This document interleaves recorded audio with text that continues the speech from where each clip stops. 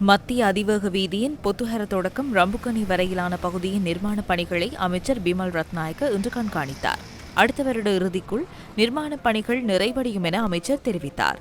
இதேவேளை கடவத்தை தொடக்கம் மீரிகம வரையான பகுதியின் நிர்மாணப் பணிகள் தொடர்பில் அவர் தெளிவுபடுத்தினார்.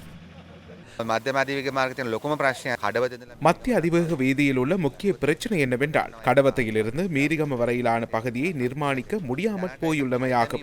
பொருளாதார நெருக்கடி உள்ளிட்ட காரணங்களால் அது தாமதமடைந்துள்ளது. இந்த பணிகள் பிற்போடப்பட்டுள்ளமையால் 46 பில்லியன் ரூபாவை வங்கி வட்டி மற்றும் தாமதம் காரணமாக நிறுவனத்திற்கு நட்டஈடாக செலுத்த வேண்டியுள்ளது. இது மேலும் அதிகரிக்கின்றது. இந்த திட்டத்திற்கான கடனை சீன நிறுவனம் ஒன்று வழங்கியது. அவர்கள் அண்மையில் இலங்கைக்கு வந்து நிதி அமைச்சருடன் கலந்துரையாடினர். அவர்கள் பக்கத்தில் இந்த கடனை மீள வழங்குவது தொடர்பில் 100% உறுதிமொழியை வழங்கவில்லை.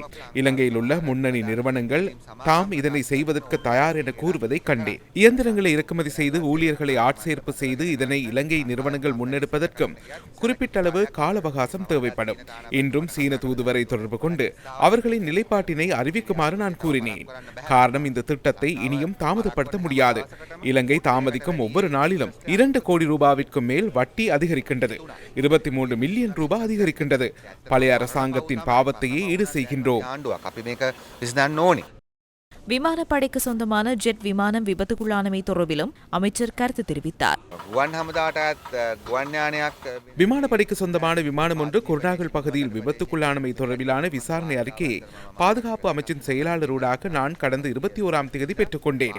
இந்த அறிக்கை மற்றும் பாதுகாப்பு செயலாளரின் தெளிவுபடுத்தலுக்கு அமைய விமானம் பழையது அல்லது அத்தகைய பிரச்சனை எதுவும் இருக்கவில்லை. இரண்டாவது, விமானத்தின் என்ஜினிலும் பிரச்சனை இருக்கவில்லை. பழைய வாகனங்களை வீதியில் செலுத்தினாலும் விமானங்களை அவ்வாறு பறக்கவிட முடியாது. ஒரே விடயம் என்னவென்றால் அவர்கள் பயிற்சி பெறுபவர்கள். அவர்கள் கைதவறி இது நடந்துள்ளது. விமானிகள் இருவரும் உயிர் தப்பியமை தொடர்பில் மகிழ்ச்சி அடைகின்றோம். இலங்கையிலும் உலகில் எங்கும் பயிற்சிகளின் போது இத்தகைய சம்பவங்கள் இடம்பெறும்.